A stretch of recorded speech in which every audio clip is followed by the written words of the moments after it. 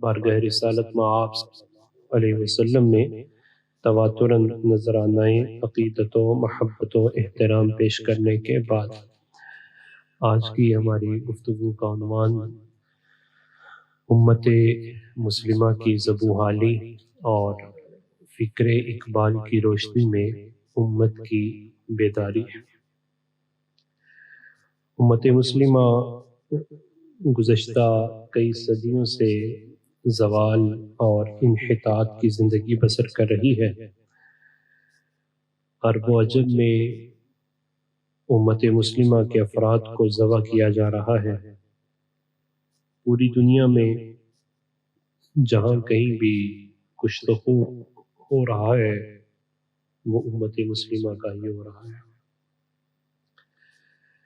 Burma ہو، Libya ہو، یمن ہو، شام ہو، افغانستان ہو، عراق ہو، Bosnia ہو، کچھ لٹ چکے ہیں اور باقی ماندہ خاکم بدہن لائن میں کھڑے نظر آتے ہیں، جبکہ عددی کثرت کے اعتبار سے جتنی تعداد اس وقت امت مسلمہ کے پاس ہے اس سے پہلے کبھی نہیں تھی۔ واشنگٹن ڈی سی میں واقع ایک امریکی تحقیقی ادارہ ہے جسے پیو ریسرچ سینٹر کہتے ہیں۔ ان کی ایک رپورٹ جو گزشتہ دہائی میں سامنے آئی تو اس کا خلاصہ یہ تھا کہ اگر مسلمانوں کی تعداد اسی گروتھ ریٹ کے ساتھ بڑھتی رہی تو 2060 تک ان کی تعداد دنیا میں سب سے زیادہ بسنے والی قوم عیسائیوں سے بڑھ جائے گی۔ اس وقت مذہب عیسائیت افرادی کثرت اور اپنے پیروں کی تعداد کے اعتبار سے دنیا کا سب سے بڑا مذہب ہے، اور اسی رپورٹ کے مطابق کل دنیا کی آبادی کا 31.4% وہ کرسچینٹی ہے اور کل دنیا کی آبادی کا 29.7% وہ مسلمان ہیں۔ تو یہ بالکل ایک مائنر سا فرق ہے۔ اب پھر اس رپورٹ کے بعد پہلے سے بھی وہ مسلمانوں کی نسل کشی کے پلان تو رکھتے ہی تھے، لیکن ان پلانز میں تیزی آ گئی اور مسلمانوں کی افراطی تعداد کو کم کرنے کے لیے مختلف قسم کے حربے اور مختلف جگہوں پہ جنگیں چھیڑنے کی پلاننگز کرتے گئے۔ دیگر اقوام کی نسبت یہی پیو ریسرچ سینٹر کہتا ہے کہ دنیا میں سب سے زیادہ نوجوان وہ مسلم امہ کے پاس ہیں۔ 56-57 باقاعدہ حکومتیں ہیں، وسائل کی بھی کمی نہیں ہے، تیل کے ذخائر ان کے پاس ہیں، زراعت کے لیے ہموار زمینیں ہمارے پاس ہیں، معدنیات بھی اللہ تعالیٰ نے ہمیں ہی مرحمت فرمائے ہیں، لیکن اس کے باوجود دنیا پر جو ذلت اس وقت ہمارا مقدر بن چکی ہے اور جس ذبح حالی کا ہم شکار ہیں، تاریخ میں ایسی مثال میسر نہیں آتی۔ امت مسلمہ کا خون رس رہا ہے، خاص طور پر اس وقت غزہ میں اسرائیلی درندوں کو آگ برساتے ہوئے 1 ماہ سے زیادہ عرصہ بیت چکا ہے۔ 10,000 سے زیادہ شہادتیں ہو چکی ہیں، جن میں بچوں کی تعداد سب سے زیادہ ہے، خواتین ہیں، اور 30,000 سے زیادہ افراد ایسے زخمی ہیں کہ جن کے پاس علاج کی سہولت بھی میسر ہے۔ ایک وقت وہ تھا کہ جب قرآن مجید فرقان حمید ایک مسلمان کی طاقت کو بیان کرتا ہے بسم اللہ الرحمن الرحیم ان یکم منکم 20 صابرون یغلبوا 200 کہ امت مسلمہ ایک اس وقت کو یاد کرو کہ جب تمہیں اتنی طاقت، اتنی صلاحیتیں، اتنی شجاعتیں دی تھیں کہ تمہارا ایک بندہ کفار کے 10 افراد پر بھاری ہوتا تھا۔ ان یکم منکم 20 صابرون یغلبوا 200 اور پھر یہ تھوڑی سی کمی آئی، وَإِن يَكُن مِّنكُم 100 يَغْلِبُوا أَلْفًا مِّنَ الَّذِينَ كَفَرُوا، اور تمہارے 20 افراد ان کے 200 اور تمہارے 100 افراد ان کے 1000 لوگوں پر غالب آ جاتے ہیں۔ یہ اس وقت کی بات ہے کہ جب ہماری حالت کیا تھی۔ قرآن مجید فرقان حمید نے اس وقت کی حالت کو بھی ذکر کیا کہ اس وقت ایمان کا لیول کیا تھا۔ والذین معہ اشداء علی الکفار، کہ وہ لوگ جو نبی پاک صلی اللہ علیہ وسلم کی معیت میں تھے، وہ کافروں کے بارے میں نو ٹالرنس پالیسی رکھتے تھے، نو کمپرومائز پالیسی تھی۔ اتنے شجاع تھے، اگر اپنی بہادری دکھانا ہوتی تو وہ کافروں کو اپنی بہادری اور اپنا رعب و دبدبا دکھاتے تھے۔ اشداء علی الکفار، کافروں پر بہت سخت، رحماء بینہم، آپس کی جب بات آتی تو وہ آپس میں بہت نرم تھے۔ اقبال نے جو اس پر بات کی، وہ ہلکا یاراں تو ریشم کی طرح نرم، رزم حق و باطل ہو تو فولاد ہے مومن۔ مومن باطل کے سامنے ایسا فولاد ہے جس کی کوئی کارڈ نہیں، اور آپس کی بات ہوتی تھی تو وہ نرم خو تھے۔ ان کو یہ صلاحیتیں کیسے میسر آئیں؟ قرآن ذکر کرتا ہے تراہم رکعا سجدا، تو نے دیکھے گا کبھی رکوع کرتے ہیں اور کبھی سجدہ کرتے ہیں، اور اس رکوع و سجود سے ان کا جو الٹیمیٹ گول ہے وہ کیا ہے؟ یبتغون فضلا من اللہ ورضوانا، وہ اپنے رب کی رضا جوئی کو اور اس کے فضل کو اپنا مقصد حیات سمجھتے تھے۔ بس یہی وہ چیزیں تھیں کہ جس نے ان کے اندر آپس میں مودت پیدا کر دی اور کفر کے لیے ان کے اندر سختی پیدا کی، اور اس سختی نے کفر کے مقابلے میں واقعتاً ہی انہیں مضبوط بھی کر دیا اور مستحکم بھی کر دیا، اور کفر کے سینوں میں ان کا رعب بھی پیدا فرما دیا۔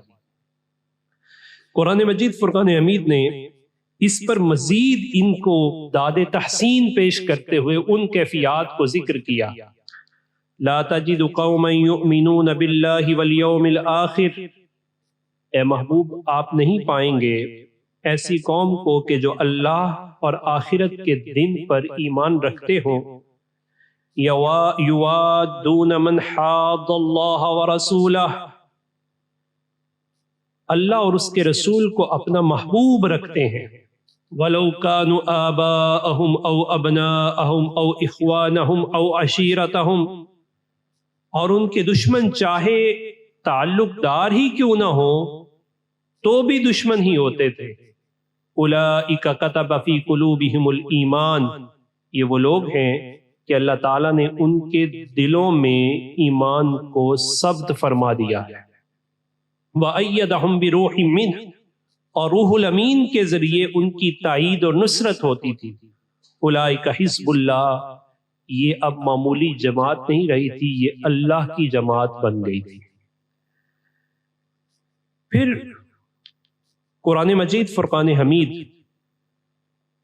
یہ جو شجاعت ان کو میسر آئی اور کفر کے دل میں جو ان کا رعب تھا اس کی وجوہات کو بھی بیان کرتا ہے۔ بسم اللہ الرحمن الرحیم، والذین یؤتون ما آتوا وقلوبهم وجلة انہم الی ربہم راجعون۔ تفسیری ترجمہ اس کا یہ ہے کہ جب دینے والے دیتے ہوئے بھی اپنے رب سے ڈر رہے ہوتے تھے، جو دیا ہے کیا اس قابل ہے کہ اپنے رب کا سامنا بھی کر سکیں گے؟ اور ایک اور جگہ قرآن مجید فرقان حمید نے اس وقت کی شجاعت کا ایک اور سبب ذکر کیا۔ بسم اللہ الرحمن الرحیم، اذا ذکر اللہ وجلت قلوبہم۔ یہ وہ وقت تھا کہ جب اللہ کا ذکر ہونے پر ان کے دل ڈر جاتے تھے۔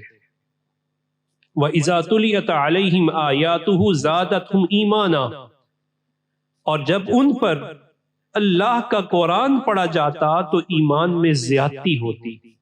وَعَلَىٰ رَبِّهِمْ يَتَوَكَّلُونَ، اور وہ اپنے رب پر پورا بھروسہ رکھتے تھے۔ یہ شجاعت ان کی ہیبت کے ساتھ ساتھ بڑھتی چلی گئی۔ جناب خالد بن ولید رضی اللہ تعالیٰ عنہ کے حوالے سے محدثین ایک تمثیل پیش کرتے ہیں کہ جب ایمان والوں کے اندر یہ صلاحیت موجود تھی کہ وہ اپنے رب پر مکمل بھروسہ کرتے تھے، وہ میدان جنگ میں بھی جاتے تو اسلحہ کے زور پر نہیں بلکہ اپنے ایمان کے زور پر لڑتے تھے، اور جب قرآن مجید فرقان حمید کی تلاوت ان کی حرز جاں ہوتا تھا، ان کی روح کی تسکین ہوتا تھا، قرآن مجید فرقان حمید پڑھا جاتا تو ان کا ایمان بڑھ جاتا تھا، حکم قرآن و رسول کے سامنے وہ سر تسلیم خم کر دیتے تھے، تو پروردگار عالم نے انہیں کتنی بلندی عطا فرمائی۔ محدثین فرماتے ہیں کہ جناب خالد بن ولید رضی اللہ تعالیٰ عنہ بس کسی کی طرف خط لکھتے تھے تو جس کے پاس وہ خط جاتا تھا اس پر لرزہ طاری ہو جاتا تھا۔ اس میں سے ایک خط صاحب مستدرک نے ذکر کیا کہ اہل فارس کو جب جناب خالد بن ولید خط لکھ رہے تھے تو آپ نے اس خط میں کیا لکھا؟ بسم اللہ الرحمن الرحیم، من خالد بن ولید الی رستم و مہران، کہ یہ خط خالد بن ولید کی طرف سے ہے، اللہ کے نام سے شروع جو بہت مہربان نہایت رحم والا، رستم اور مہران و ملأ فارس، اور فارس کے سارے بادشاہوں، سنو، سلام علی من اتبع الہدی، سلامتی اسی کے لیے جس نے ہدایت کی پیروی کی۔ اما بعد فإنا ندعوکم الی الاسلام، حمد و صلات کے بعد یہ خالد بن ولید اس خط کے ذریعے تمہیں اسلام کی دعوت دیتا ہے۔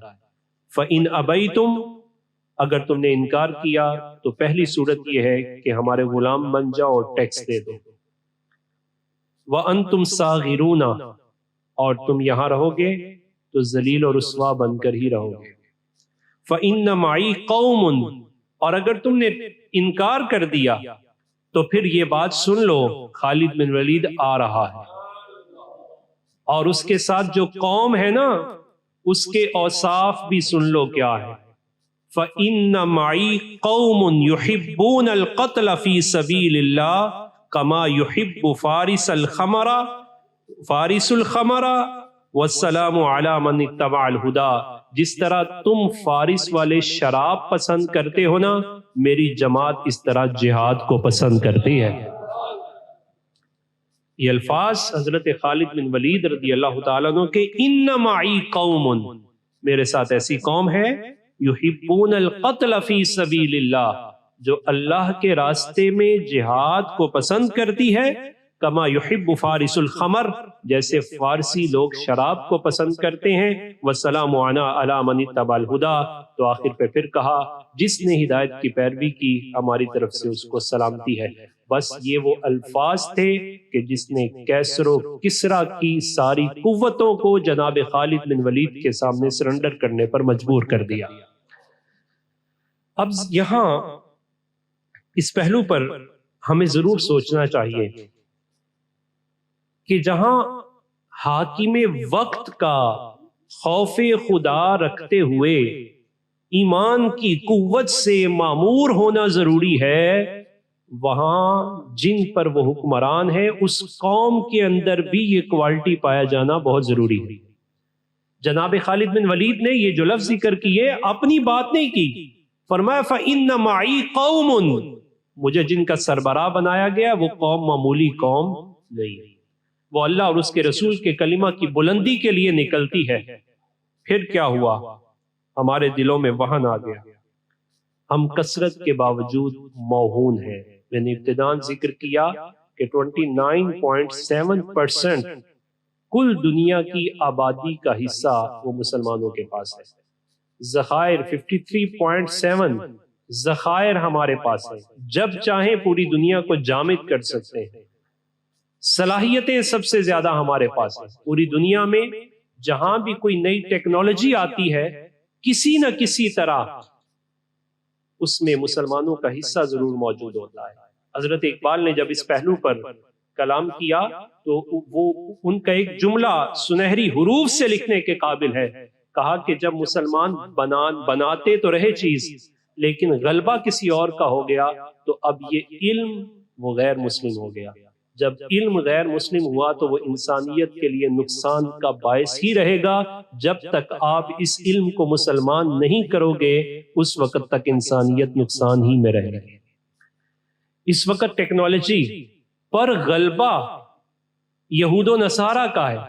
جب تک یہ غلبہ رہے گا فکر اقبال کی روشنی میں یہ انسانیت پر آزماتے رہیں گے، اور جسے وہ انسان سمجھتے ہیں وہ وہی ہے جو کفر ہے۔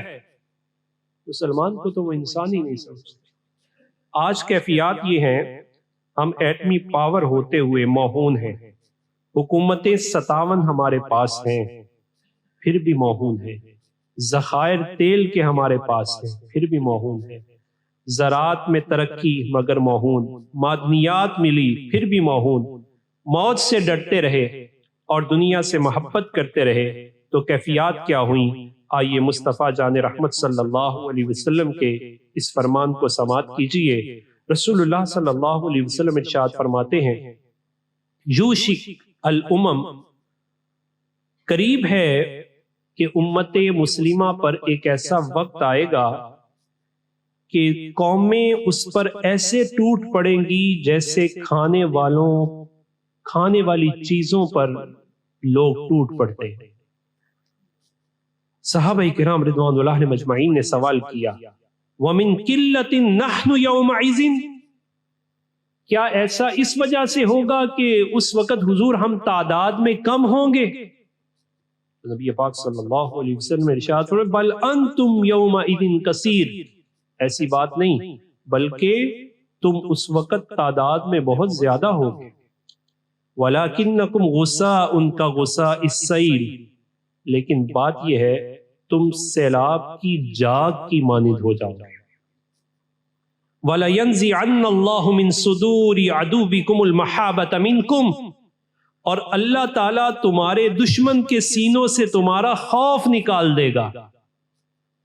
اور دوسری وجہ رسول اللہ صلی اللہ علیہ وسلم نے بیان فرمائی، وَلَيَقْذِفَنَّ اللَّهُ فِي قُلُوبِكُمُ الْوَحْنَ، اور اللہ تعالیٰ تمہارے دلوں میں وہن ڈال دے گا۔ صحابہ کرام رضوان اللہ علیہم اجمعین میں سے ایک شخص نے سوال کیا، قال قائل یا رسول اللہ ما الوہن، اے اللہ کے رسول بتائیے یہ وہن کیا ہے؟ قال حب الدنیا وکراہیت الموت، فرمایا وہن یہ ہے دنیا کی محبت اور موت کا ڈر۔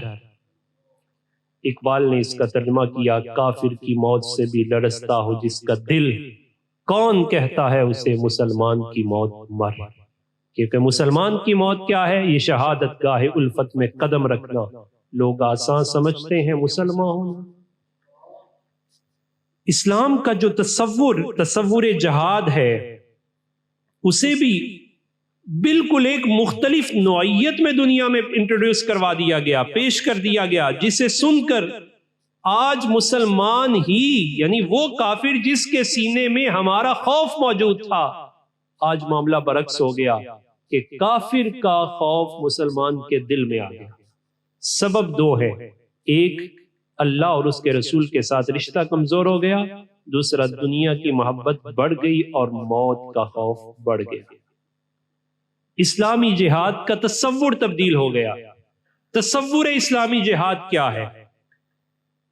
علامہ علی احمد الجرجاوی انہوں نے اس پر تفصیلی کلام کیا تو آپ فرماتے ہیں، الجہاد فی الاسلام هو قتال من یسعون فی الارض فسادا لتفوید دعائم الامن، کہ اسلام میں جہاد کا مفہوم ان لوگوں کی سرکوبی کرنا ہے جو بنائے امن کو تباہ و برباد کرنے، انسان کے آرام و سکون کو ختم کرنے اور اللہ کی زمین میں فساد انگیزی کرنے کی کوشش کرتے ہیں، خصوصاً اس وقت جب لوگ اپنے گھروں میں انتہائی پرسکون زندگی بسر کر رہے ہوں، یا ان لوگوں کے خلاف جد و جہد کرنا جو پوشیدہ جگہوں اور خفیہ طریقوں سے امن عالم کو تباہ کرنا چاہتے ہیں، فتنہ و فساد کی آگ بھڑکانا چاہتے ہیں، کسی کو دین سے منحرف کرنے کی صورت میں ہو یا جماعت سے باغی کرنے کی صورت میں ہو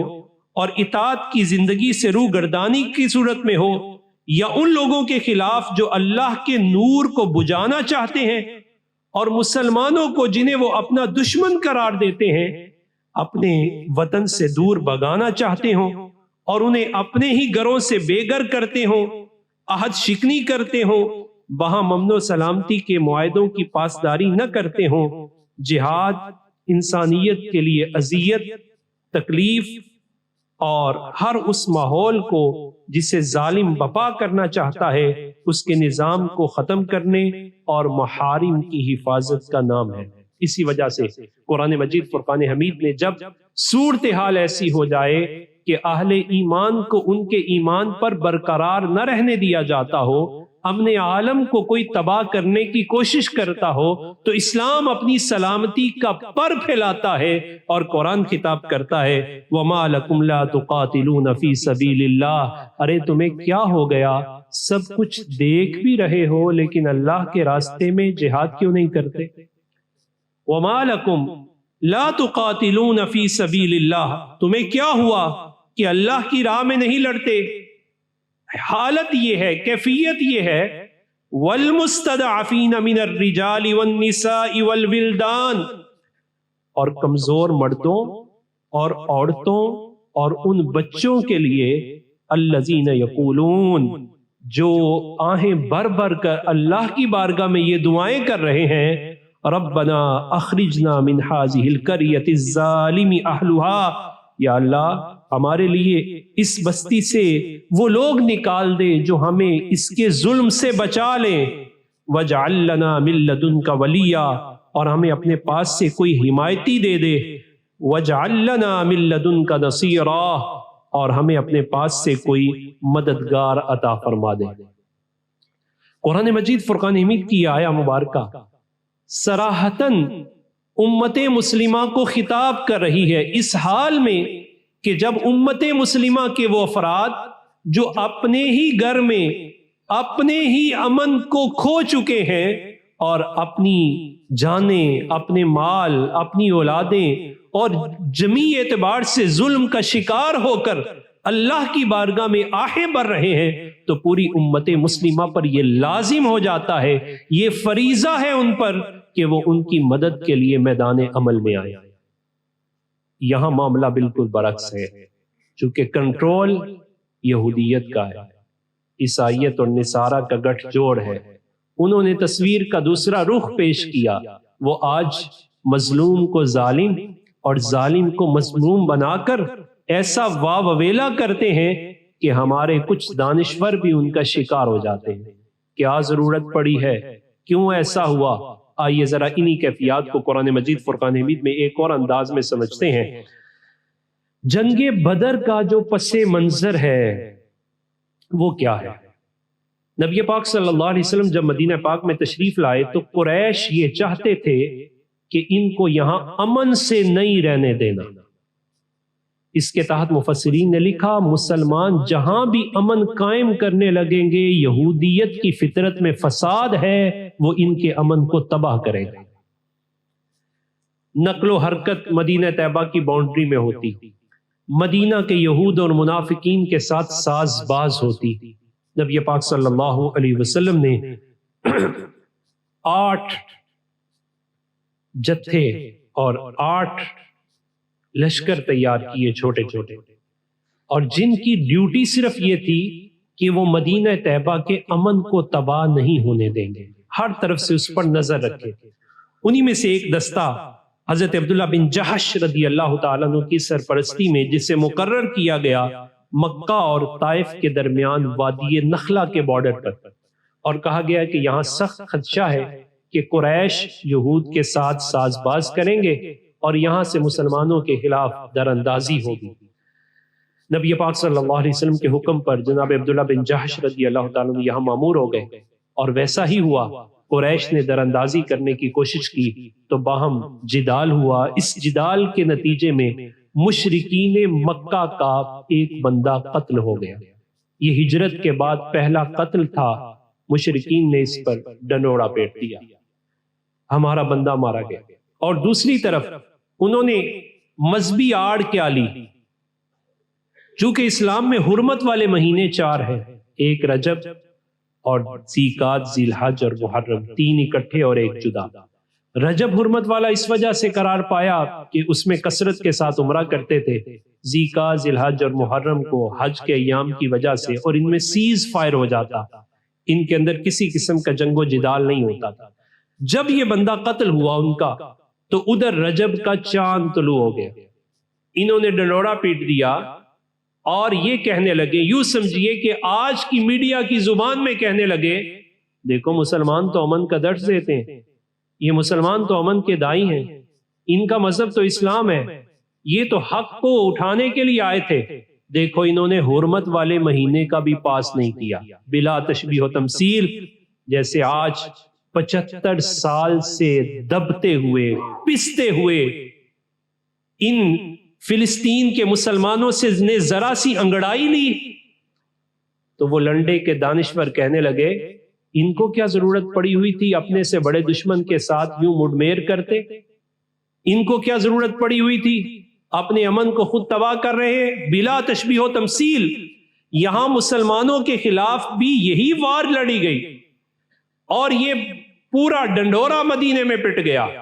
یہود و نصارہ پلاننگ کرتے، دیکھو مسلمان کیسے امن کے دائی ہیں، ہمارا بندہ مار دیا، ہمارا بندہ مار دیا۔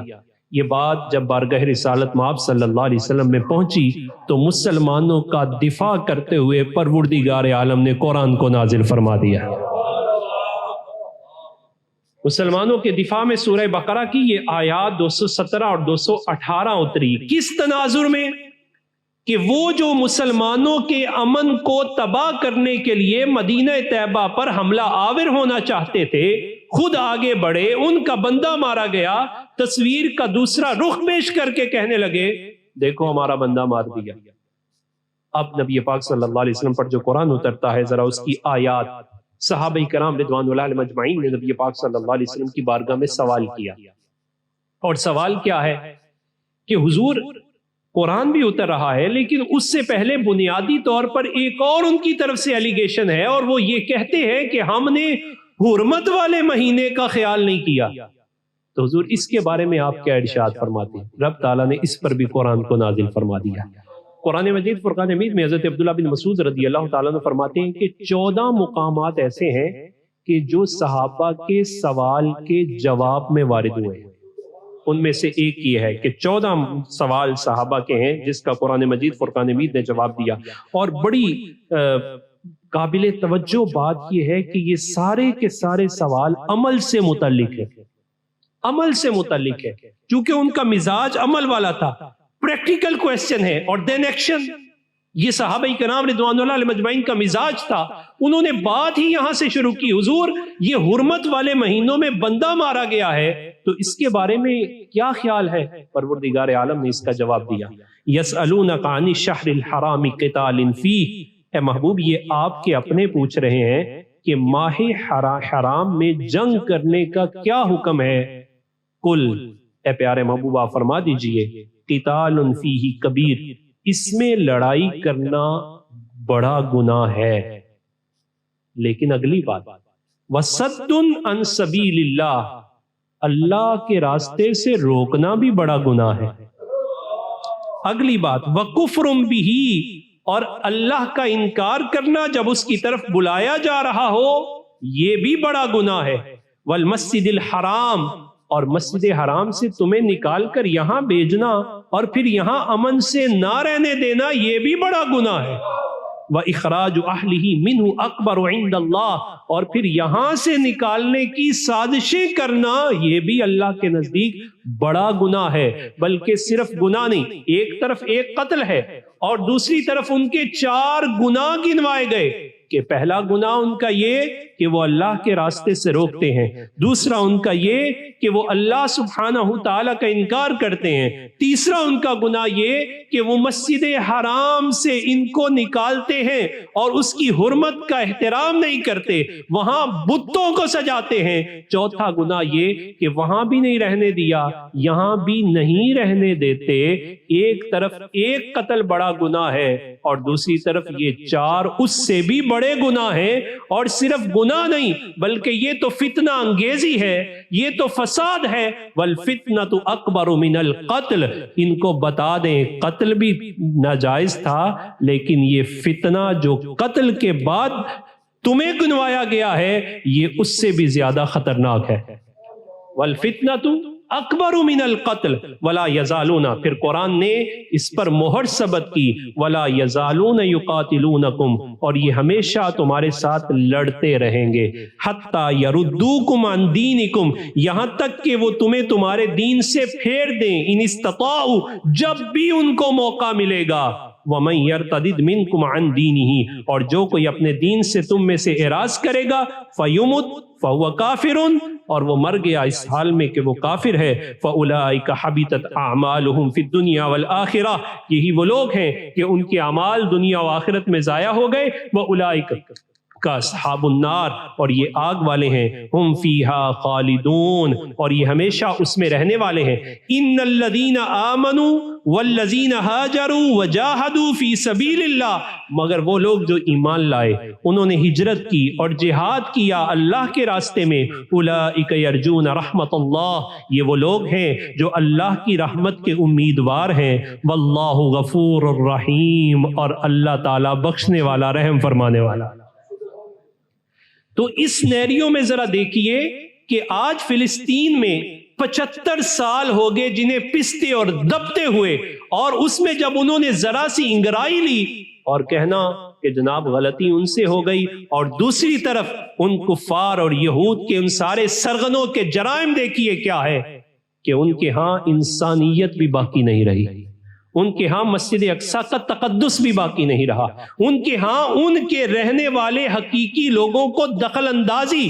ہم نے گزشتہ میں یہ بات عرض کی تھی کہ اسرائیل دنیا کی وہ واحد ریاست ہے، نہ اس کی آبادی ہے، نہ اس کی باؤنڈری ہے، نہ اس کا کوئی اپنی زمین موجود ہے، اس کے باوجود کسی کے گھر میں جا کے اسے بے دخل کرنا، اور بے دخل کرتے ہوئے ڈنڈوڑا یہ پیٹنا کہ میں مظلوم ہو گیا ہوں، اس سے بڑی زیادتی اور کیا ہو سکتی ہے۔ اور پھر مسلمان، ان کی نسل کشی ہو رہی ہے اور امت مسلمہ کو وہ آوازیں لگا رہے ہیں۔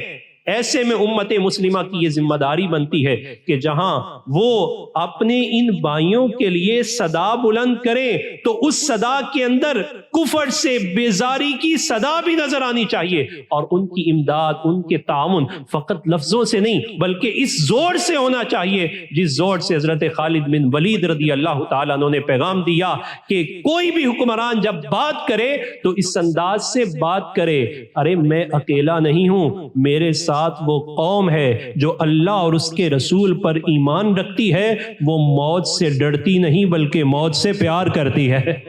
اس کی زندگی کے اندر جب وہ میدان میں آتی ہے تو 2 ہی مرحلے ہیں، یا تو غازی یا شہید۔ غازی ہو جائے تب بھی اعزاز سمجھتا ہے، شہادت ملے تو اسے اور بڑا اعزاز سمجھتا ہے۔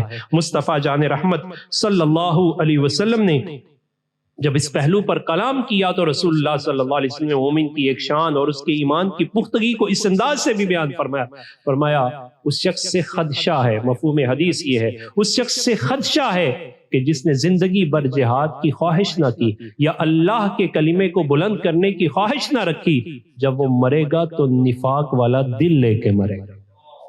لہذا ان کے بارے میں نرم گوشہ کفر کے بارے میں رکھنے کی بجائے میری آپ کی ذمہ داری بنتی ہے کہ ہم اگر نرم گوشہ رکھیں تو اپنے ایمان والے بھائیوں کے بارے میں رکھیں. یہی اقبال نے کہا، ہو ہلکا یاراں تو بریشم کی طرح نرم، رزم حق و باطل ہو تو فولاد ہے مومن. کہ حق و باطل. پھر حضرت اقبال نے ان سارے پہلوؤں پر جب امت مسلمہ پر نظر ڈالی کہ آج سینیریو بالکل بدلا ہوا ہے، تو اقبال نے اس کی بیداری پر تھوڑی ٹھوکر لگاتے ہوئے بات کی. کہنے لگا، بجھی عشق کی آگ اندھیر ہے، مسلمان نہیں آج تو خاک کا ڈھیر ہے. پھر کہنے لگے، آنکھ کشتے شیر را چوں گوسفند. ذرا اس زمانے کو یاد کرو کہ تم شیروں کو ایسے پڑ جاتے تھے جیسے بکریوں کو چرایا جاتا ہے. گشت از پامال مورے درد مند. اور آج تمہاری حالت یہ ہو گئی، محتاج سی چونٹی بھی تمہیں کاٹ لیتی ہے. اقبال کہنے لگے، آنکھ از تکبیر او سنگ آب گشت. جس کی تکبیر سے پتھر بھی پانی دے دیتا تھا. کہا، از صغیر بلبل بیتاب گشت. آج چھوٹی سی بلبل چیختی ہے تو یہ بیتاب ہو جاتے ہیں. اقبال کہتے ہیں، آنکھ از مشکورا کاہ شمرت. کہ جس کے سامنے پورے کا پورا پہاڑ بھی ایک رائی ہوتا تھا. با توکل دست تو پائے خود سپرد. اس وجہ سے کہ اس کا بھروسہ تھا تو اللہ اور اس کے رسول کی ذات پر تھا. تا شیار مصطفیٰ از دست رفت. جب سے اس کے سینے سے مصطفیٰ جان رحمت صلی اللہ علیہ وسلم کا اسوہ چلا گیا، قوم را رمز بقا از دست رفت. قوم کے ہاتھ سے باقی رہنے کی جو امید تھی وہ مٹتی چلی جا رہی ہے. اور پھر آخر میں بات کی، پوچھا گیا اقبال سے کہ اس کا حل کیا ہے، تو اقبال نے کہا، حل ایک ہے، بمنزل کوش مانند ماہ نو. کہ اپنی منزل کو پہچان. تیری منزل اور تیری بقا دنیا نہیں، وہ تو آخرت ہے. تو دنیا کو ترجیح نہیں دیتا، تو آخرت کو ترجیح دیتا ہے. تو موت سے خائف نہیں ہوتا بلکہ شہادت کو اپنا اعزاز سمجھتا ہے. فرماتے ہیں، بمنزل کوش مانند ماہ نو. کہ نیا چاند کبھی تو نے دیکھا ہے؟ وہ رکتا نہیں ہے. وہ جب منزل کی طرف جاتا ہے تو اللہ اس کی روشنی کو بڑھا دیتا ہے. کہا، تو بھی چاند ہے، جب تو اپنی منزل متعین کرے گا تیری روشنی بڑھے گی. کہا، دری نیلی فضا ہر دم فزوں شو. کہ جب تو اس کی طرف دیکھے تو تیرے اندر جذبہ پیدا ہونا چاہیے. جتنا تو بڑھے گا اتنا ہی زیادہ تو ترقی کرے گا. اور پھر مقام خیش گر خواہی دریں دیر بحق دل بند وراہ مصطفیٰ رو. کہنے لگے، اگر دنیا میں تو اپنا مقام چاہتا ہے تو بات صرف مختصر ہے کہ اللہ تعالیٰ کے ساتھ اپنا تعلق مضبوط کر، اور رسول اللہ نے جس راستے پر چلایا ہے اس راستے پر چل. اللہ تعالیٰ تیری دنیا بھی بہتر فرمائے گا اور تیری آخرت کو بھی بہتر فرما دے گا. لہٰذا ہمارا آج کی گفتگو کا خلاصہ یہ ہوا کہ امت مسلمہ کو انفرادی طور پر بھی اور اجتماعی طور پر بھی اپنے مسلمان بھائیوں کا درد محسوس کرتے ہوئے ایسی توانا آواز ضرور بلند کرنی چاہیے کہ کم از کم ظالم اپنے ظلم سے تو باز آ جائے. اللہ تعالیٰ مجھے آپ کو یہ توفیق عطا فرمائے.